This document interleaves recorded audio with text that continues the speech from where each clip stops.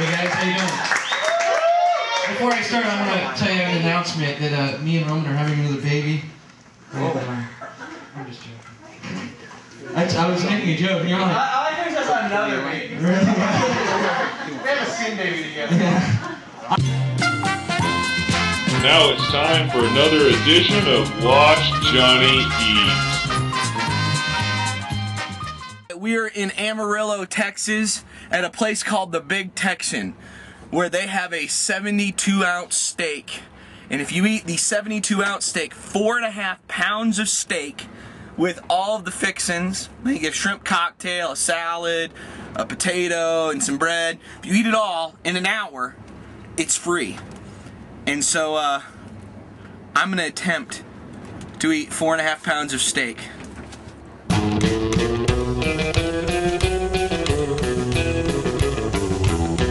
Eat steak, eat a big old steer. Eat steak, do we have one deer? Eat beef, it's a mighty good food. It's a great A meal when I'm in the mood. Cowpokes come from near and far when you throw a few ribeyes on the farm. Roberta Duran ate 2 before a fight, cause it gives a mighty man an awful lot of mighty might. Eat steak, eat a big old steer. Eat steak, do we have one deer? We're in the Big Texan, and you have to sign a form, an agreement, before you can even start. And this is the form, the agreement there. Look, it consists of a shrimp cocktail, baked potato, salad with roll, butter, and of course a 72-ounce steak. And they're really careful to let you know that should you become ill, the contest is over. You lose. Please use the container provided as necessary. Waiting for this to start is nerve-wracking. Like, I'm pretty sure I can eat all of it, but that's a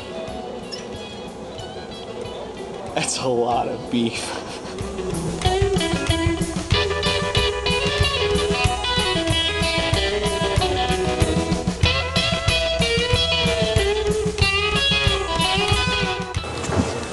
Alright, here's my steak. I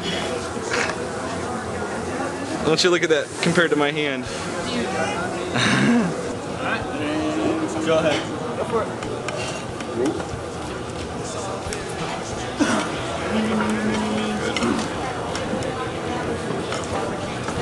Final words? I think it's embarrassing. Alright, go ahead.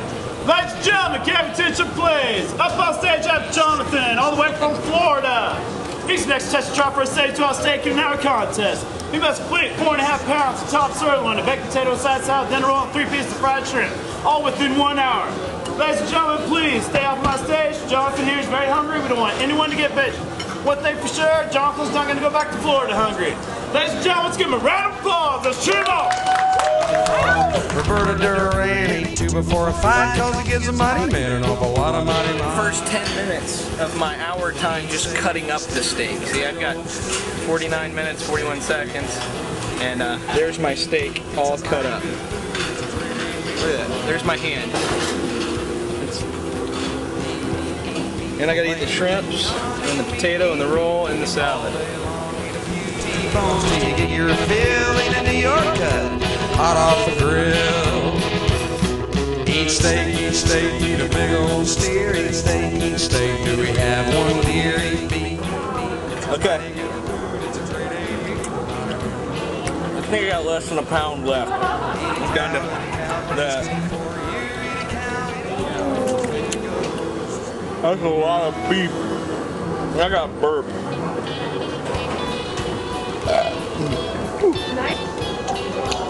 Almost done with the steak. Like 5 or 6 pieces, like this big, left. Then I got a salad, a potato, and a roll. And I've got 11 minutes and 45 seconds. Well.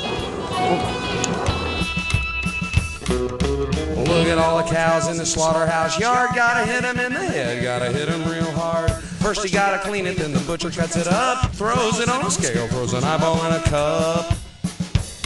Saw a big brave steer standing right over there, so I rustled up a fire, cooked a medium rare, barbecued his brisket, roasted his rump, fed my dogs with the brave steer's hump.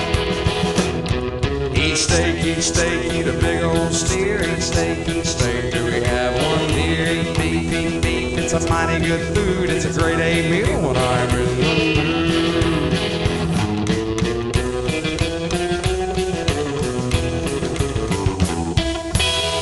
Taste of defeat. 2 bites of roll left, and I just couldn't do it. That was uncontrollable. And then I went to the bathroom and left a small nation in the toilet. Beautiful. Well, you got to watch Johnny eat more than he could eat. That doesn't happen often, but I will be back. And I will beat you, Big Texan. Oh yes, I will beat you. It's a mighty good food, it's a grade A meal when I'm in the mood.